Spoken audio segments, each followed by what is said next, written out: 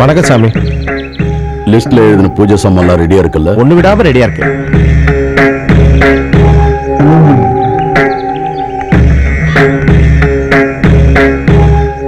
பார்த்தா போலீஸ்கார மாதிரி இருக்க. ஐபிஎஸ் இருக்கான்.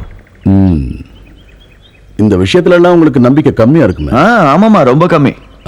கம்மியா இருந்தா அதிகமாக்கிடுவோம். உங்க இஷ்டத்துக்கு ஆடுற டைப் நான் இல்ல. இதுதான் பிரச்சனையே. எங்க போனாலும் இந்த மாதிரி ஒரு ஆள் இருப்பான். பரவாயில்ல, இதையும் சமாளிச்சுட்டு போவோம். சமாளிப்பேன். கொஞ்சமாவது மரியாதை வேணும்டா. நீ அவனை கட்டிக்கிட்டு எவ்வளவு கஷ்டப்பட போறன்னு பாரு. அது எங்க அக்கா லட்சுமி, அக்காவோட பொண்ணு மாயா.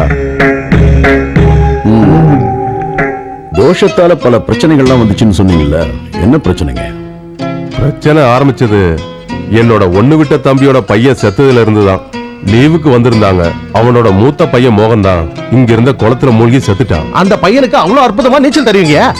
அதே மாதிரி எங்க அக்காவோட புருஷனும் செத்து போனதுக்கு காரணம் இந்த வீட்டோட தோஷம் தான் ஜோசியருங்க சொல்றாங்க.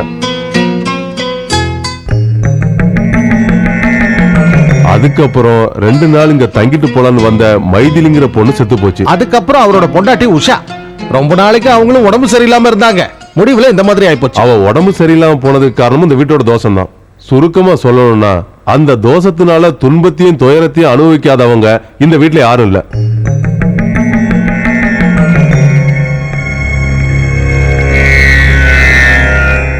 பிரச்சனை உள்ள ரூம் எது? அதோ மேல இருக்கு.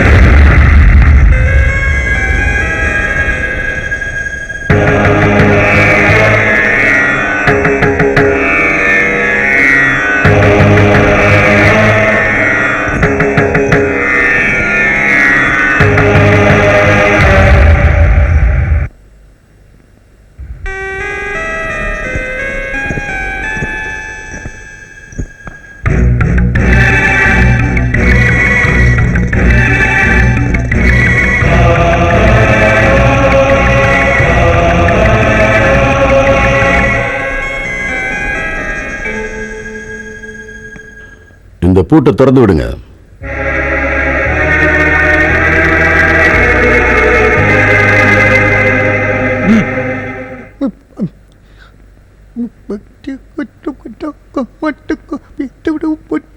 வேகமா வந்து திறடா.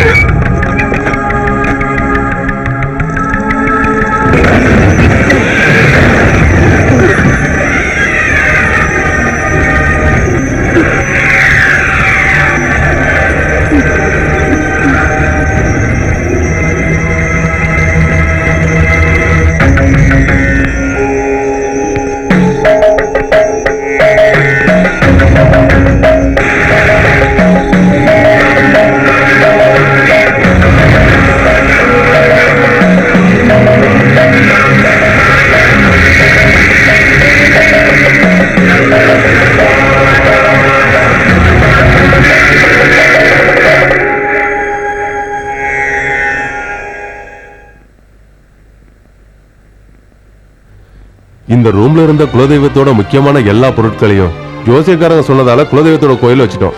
இந்த வீட்டுல செத்து போன அந்த பொண்ணோட ஆத்மா இப்போ இந்த ரூம்ல இருக்கிறதா ஜோசியக்காரங்க சொன்னாங்க. ஆத்மா இல்ல, பேய்.